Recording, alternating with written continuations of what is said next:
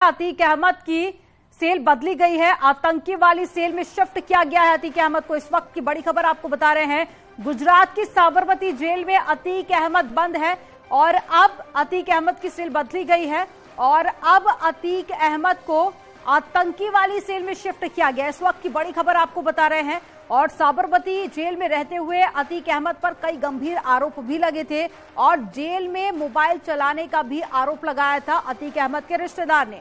और ज्यादा जानकारी के साथ में साबरमती जेल से नवीन झा जुड़ गए हैं। नवीन, क्या बड़ा कारण इसके पीछे कि अतीक अहमद की सेल बदल दी गई है और अब आतंकी वाली सेल में शिफ्ट किया गया है? देखिए, जिस तरह से अतीक अहमद पर आरोप लग रहे थे कि वो जेल में बैठे बैठे पूरा नेटवर्क चला रहा है, जेल में बैठे बैठे वो अगवा करवा रहा है, रंगदारी वसूल रहा है, उस तरह की जो आरोप लग रहे थे और इस तरह से पुलिस के ऊपर एक प्रेशर था कि उसे जेल में सुविधाएं दी जा रही है। तो ऊपर से मतलब ये माना जाए कि सेंट्रल लेवल से एक तरह का मतलब प्रेशर है कि उसको किस तरह से सुविधा मिल रही है और किस तरह से ये हो रहा है, उसको लेके साबरमती सेंट्रल जेल के जो अधिकारी हैं उन्होंने एक कड़क कार्रवाई करते हुए अतीक अहमद की जो अंडा सेल में उसे रखा गया था उसकी जगह पे अब उसे 200 यार्ड खोली जिसे कहा जाता है वहां रखा गया है। बहुत जानने की बात यह है कि 200 यार्ड खोली इतना सेंसिटिव है क्योंकि वहां पे 4 अलग अलग खोलियां बनाई गई हैं और हर खोली के अंदर 50 लोग रह सकते हैं। इसके अंदर 2 खोली में तो सिर्फ आतंकवादी जो बॉम्ब ब्लास्ट से जुड़े हुए हैं उन्हें रखा गया है और 2 खोली में से सिर्फ सिंगल खोली में अतीक अहमद को रखा गया है। मतलब वो कहीं से बाहर किसी को देख नहीं सकता है, किसी से मिल नहीं सकता है और कहीं ना कहीं उसकी जो अयातियां जेल में बंद कर दी गई हो, इस तरह की बात सामने आ रही। तो अतीक अहमद पर जो है एक के बाद एक जो कड़क कार्रवाई की जा रही है और सख्त कार्रवाई की जा रही है, उसका एक परिणाम ये भी है कि साबरमती सेंट्रल जेल में उसकी सेल को, उसकी खोली को बदल दिया गया है। जी ठीक है, लेकिन नवीन ये भी बताइएगा कि पहले सामान्य सेल में था अतीक अहमद, अब आतंकी वाली सेल में शिफ्ट कर दिया गया, तो ऐसे में क्या बड़े बदलाव अतीक अहमद की जिंदगी पर पड़ने वाले हैं? क्योंकि पहले काम भी सौंप दिया गया था, क्या कुछ और भी बड़े बदलाव देखने को मिलेंगे? देखिए, सबसे बड़ी बात यह है कि अतीक अहमद को फिलहाल कोई काम नहीं दिया गया था। हमने बताया था कि उसे काम दिया जा सकता है, लेकिन अभी अतीक अहमद की जो मुसीबत है, क्योंकि जो सामान्य तौर पे वो जो पहले रहा करता था वो हाई सिक्योरिटी थी लेकिन अंडा सेल था, लेकिन अब जिसको रखा गया है वो बिल्कुल अलग है। मतलब कहीं ना कहीं ये जो बदलाव है वो कहीं ना कहीं देखा जा रहा है कि अतीक अहमद के ऊपर जो आरोप लग रहे थे, जेल प्रशासन पर आरोप खड़े हो रहे थे, उसको लेके ऐसी जगह भेजा गया है कि जहाँ पे राउंड द क्लॉक पुलिस खड़ी रहती है और जो जेल सिपाही है 3 लेयर में सुरक्षा होती है, क्योंकि पहले भी सुरंग कांड हो चुका था।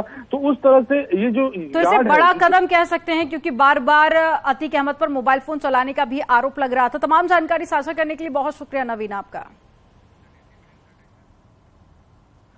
और चलिए रुक करते एक और बड़ी खबर का, जो प्रयागराज से मिल रही है, जहां अतीक के घर पर विवादित पोस्टर मिला है। चकिया स्थित पुश्तैनी घर पर पोस्टर मिला, 5 आरोपियों की निशानदेही पर यह पोस्टर बरामद किया गया। पोस्टर में माफिया अतीक अहमद की तस्वीर लगी है और उसमें लिखा है कि रात कितनी भी काली हो सवेरा जरूर होता है। पोस्टर कहां छपा इसका पता लगाने में पुलिस जुटी हुई है, तो वहीं करेली के कई प्रिंटिंग प्रेस पर पुलिस ने छापा मारा। क्या है यह पूरा मामला? अतीक के पुश्तैनी घर से पोस्टर जो मिला है, अतीक का पुश्तैनी घर, पोस्टर में माफिया अतीक की तस्वीर लगी है और साथ ही इसमें लिखा है कि रात कितनी भी काली हो लेकिन सवेरा जरूर होता है। हालांकि पोस्टर देखकर लगता नहीं कि ये काफी ज्यादा पुराना है और कई सारे पहलुओं पर पुलिस जांच पड़ताल में जुटी हुई है। कहां पर ये पोस्टर छपवाया, किसने छपवाया, जांच की जा रही है।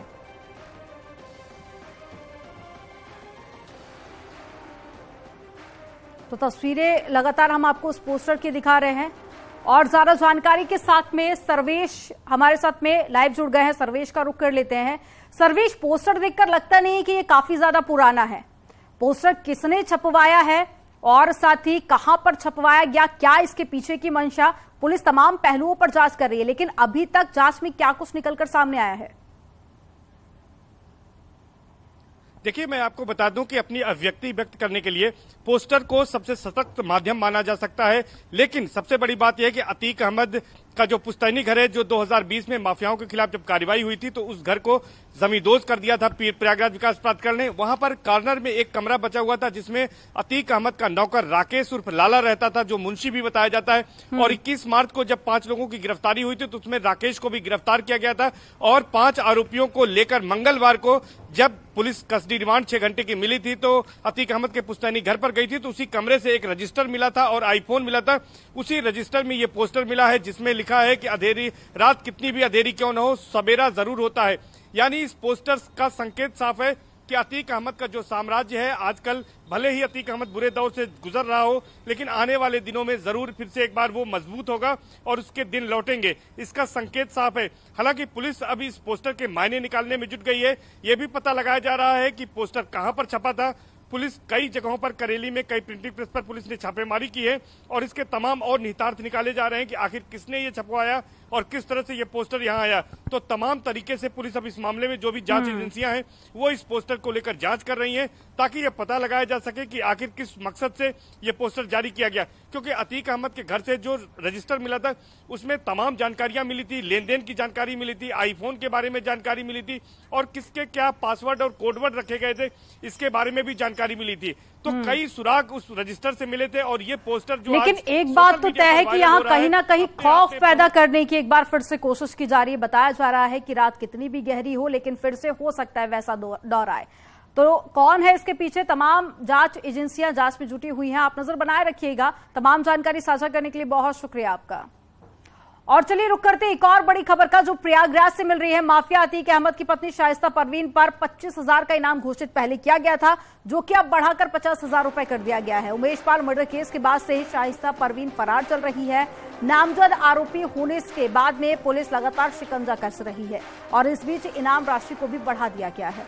तो देखिए, शाइस्ता परवीन जिसकी भूमिका काफी ज्यादा संदिग्ध पाई गई थी उमेश पाल हत्याकांड में, और पुलिस अब जांच पड़ताल में जुटी हुई थी और गिरफ्तारी करने के लिए जब पुलिस पहुंची तो उससे पहले ही शाइस्ता परवीन फरार हो चुकी थी। इससे पहले 25,000 का इनाम घोषित किया गया था, जो राशि अब बढ़ा दी गई है और अब 50,000 का इनाम घोषित किया गया है। और चलिए अब बात करते हैं आकांक्षा दुबे सुसाइड केस की, जिसको लेकर तमाम बड़े खुलासे हो रहे हैं और आज पुलिस समर की 7 दिन की रिमांड मांगेगी। इस वक्त की बड़ी खबर आपको बता रहे हैं कि पुलिस आज समर सिंह, जो कि भोजपुरी गायक है, उसकी 7 दिन की रिमांड मांगेगी। रिमांड मजिस्ट्रेट की कोर्ट में पेशी होगी और पुलिस ने रिमांड एप्लीकेशन तैयार की है। एक्सपर्ट समर के मोबाइल को भी खंगाल रहे हैं, तो तमाम डेटा खंगाला जा रहा है और साथ ही आज रिमांड मांग सकती है पुलिस। कॉल डिटेल और साथ ही मोबाइल डेटा चेक कर रही है क्राइम ब्रांच की टीम। कुछ बड़े सबूत भी पुलिस को हाथ लग सकते हैं। ये तस्वीरें आपको दिखा रहे हैं गिरफ्तारी के दौरान की, जिसके बाद में कल मेडिकल हुआ और आज कोर्ट में पेश किया जाएगा, जहां पर 7 दिन की रिमांड मांगेगी पुलिस।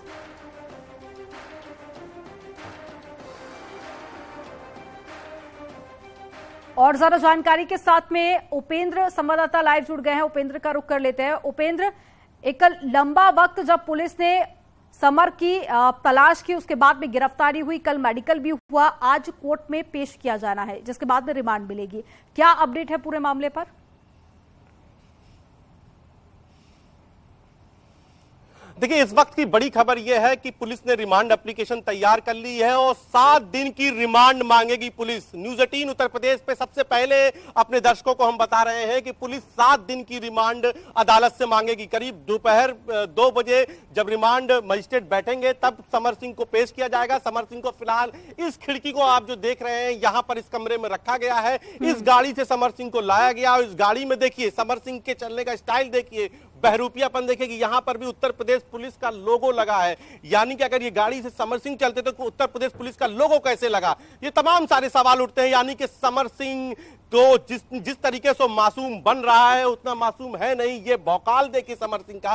फिलहाल 7 दिन की रिमांड मांगेगी और सबसे बड़ी बात यह है कि उधर मधु दुबे जो आकांक्षा की मां है उन्होंने भी एप्लीकेशन तैयार कर ली है और वो कुछ देर में सारनाथ थाने पहुंचेंगी, जहां पर जो नई तहरीर देकर वो हत्या का मुकदमा समर सिंह पर, संजय सिंह पर दर्ज कराएंगी। साथ ही साथ होटल मालिक, जिसकी सबसे पहले खबर न्यूज 18 ने दिखाई थी कि होटल मालिक को भी सवालों के घेरे में रखा गया है, यानी कि उसकी संलिप्तता के भी आरोप लगे हैं, तो उस पर भी कार्रवाई की मांग की जाएगी। कैसे होटल का कमरा खोला गया, तमाम सारे सवाल हैं जो उनके वकील हैं, उनकी मां के, वो उठा रहे हैं और उन सवालों को उठाते हुए मुकदमा दर्ज कराने की मांग करेंगे। तो अब दो तस्वीर यहां से सामने दिन आगे बढ़ने के साथ दिखाई देंगी। पहली, जज समर सिंह को यहां से एडीसीपी वाराणसी के नेतृत्व में पूरी टीम ले जाके अदालत जाएगी, वहां पर 7 दिन की रिमांड मांगेगी। तो क्या अदालत 7 दिन की रिमांड देती है, 4 दिन की रिमांड देती है, या उससे ज्यादा दिन की कम दिन की देती है रिमांड, ये तो देखने वाली बात होगी। लेकिन फिलहाल जो पूछताछ हुई है उसमें बड़ी खबर यह है कि उनके मोबाइल से कुछ स्क्रीनशॉट मिले हैं बैंक ट्रांजैक्शन के। तो पुलिस की कोशिश में है कि क्या ये ट्रांजैक्शनों का जुड़ाव आकांक्षा दुबे की मौत मामले से है, क्या जिस तरीके से माना जा रहा था। बिल्कुल उपेंद्र, और आकांक्षा दुबे के जो वकील है उनकी तरफ से सुबह जिस तरह के आरोप लगाए गए कि पुलिस ने जो धाराएं हैं वो उतनी मजबूत नहीं लगाई हैं। अब ऐसे में ये देखना काफी ज्यादा अहम हो जाता है, क्या 7 दिन की रिमांड मिलती है या फिर दिन को कम कर दिया जाएगा। आप नजर बनाए रखिएगा। तमाम जानकारी साझा करने के लिए बहुत शुक्रिया आपका। और आकांक्षा के वकील ने पुलिस प्रशासन के ऊपर कई गंभीर आरोप लगाए हैं। उन्होंने कहा कि अभी तक आकांक्षा की मां का बयान भी पुलिस ने दर्ज नहीं किया है, बिसरा रिपोर्ट भी अभी तक नहीं आई है। न्यूज 18 से खास बातचीत में और क्या कुछ कहा वो भी आपको सुनवाते हैं। आज समर आ चुका है, कब तक वो पेश होगा? जी देखिए, ये सबसे बड़ा विषय यह है कि इस मामले में हत्या का मुकदमा दर्ज होना चाहिए था और मुकदमा दर्ज हुआ 306, मतलब आत्महत्या के दुष्प्रेरण का। तो हम लोगों ने कल और परसों 2 एप्लीकेशंस माननीय न्यायालय में दिए थे। एक तो हम लोगों ने कोर्ट में जो इस मामले की विवेचना कर रहे हैं SHO सारनाथ, उनके अगेंस्ट दिए थे, और हम लोगों ने केस डायरी तलब करने की मांग की थी, मैं विवेचक। और उसके बाद जब कल कमिश्नर साहब की तरफ से परसों शाम को एक प्रेस नोट जारी हो गया जिसमें उन्होंने इस पूरे मामले को 306 डिक्लेयर कर दिया, तो हम लोगों ने उनके प्रेस नोट के आधार पर माननीय न्यायालय से पुनः यह मांग की कि पीड़िता का बयान अभी तक लिया नहीं गया, विसरा रिपोर्ट आई नहीं, और फॉरेंसिक जांच अभी तक क्लियर नहीं हुई, मोबाइल डिटेल्स आई नहीं, उनके प्राइवेट पार्ट्स में जो फ्लूइड थे उसकी अभी जानकारी नहीं मिल पाई, वो जांच हुआ नहीं, उनके पेट में जो ब्राउन कलर का वो फ्लूइड पाया गया 25-30 ml का, उसके बारे में अभी कोई इन्वेस्टिगेशन हो नहीं पाई। और प्रथम दृष्टया यह साबित था कि वो आकांक्षा दुबे की हत्या हुई है, उसके बावजूद उन्होंने क्यों इस तरह से 306 के लिए रिपोर्ट प्रेस नोट जारी की। तो माननीय न्यायालय ने इस पर सुनवाई के लिए 10 तारीख की डेट लगाई है, मतलब सोमवार की। तो आज रिमांड मजिस्ट्रेट के सामने ये पेश होंगे समर सिंह, और आज ये जेल जाएंगे कोर्ट से। उसके बाद या तो कोर्ट में पुलिस आज रिमांड मांग सकती है रिमांड मजिस्ट्रेट से, या तो फिर सोमवार को एप्लीकेशन देगी। तो सोमवार को हमारे एप्लीकेशन पर और इनके रिमांड के एप्लीकेशन पर, या अगर इनकी तरफ से बेल दाखिल होगी तो उस पर एक साथ सुनवाई होगी।